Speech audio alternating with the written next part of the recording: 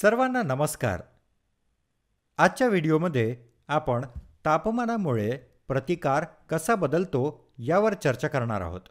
उद्दिष्ट या व्हिडिओच्या शेवटी तुम्ही हे करू शकता: थंड आणि प्रतिकार मोजा आणि तापमानामुळे प्रतिकार शक्तीत होणारा बदल निश्चित करा। व्यावहारिक चर्चा करण्यापूर्वी आपण थंड प्रतिकार आणि गरम प्रतिकार याबद्दल चर्चा करूया। कोल्ड रेझिस्टन्स म्हणजे इन्कॅन्डिसंट दिव्याचा प्रतिकार त्याच्या बंद स्थितीत मोजला जातो। थंड प्रतिकार सामान्यतः ओममध्ये मोजला जातो। उदाहरणार्थ 60 वॅटचा एक सामान्य इन्कॅन्डिसंट बल्ब सुमारे 30 ओमचा थंड प्रतिकार असतो। गरम प्रतिकार म्हणजे चालू स्थितीत मोजल्या जाणाऱ्या इन्कॅन्डिसंट दिव्याचा प्रतिकार। दिव्याला दिलेला व्होल्टेज आणि विद्युत प्रवाह घेऊन आणि त्यांना R=V/I या सूत्रात बदलून ते मोजले जाऊ शकते। इन्कॅन्डिसंट दिवा 60 वॅटचा एक सामान्य गरम प्रतिकार 240 ओम आहे। सहसा इन्कॅन्डिसंट दिव्यामध्ये टंगस्टन फिलामेंट असते, ज्यामध्ये उच्च प्रतिकार असतो।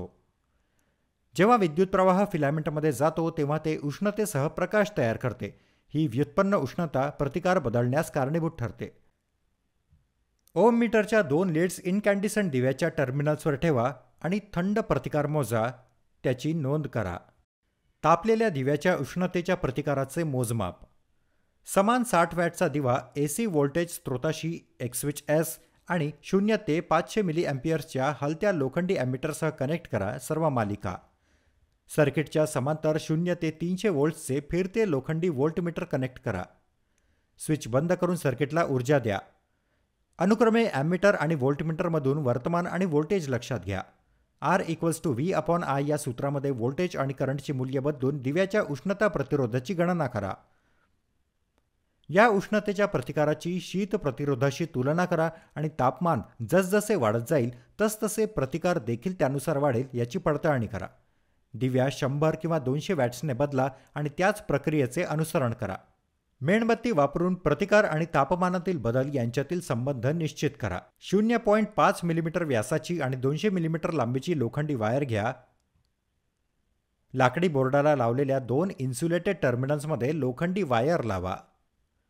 ऑटो ट्रान्सफॉर्मर किंवा व्हेरिएक 0 ते 500 मिलीअँप पर्यंतचे ॲमीटर आणि लोखंडी वायर या सर्व मालिका कनेक्ट करा।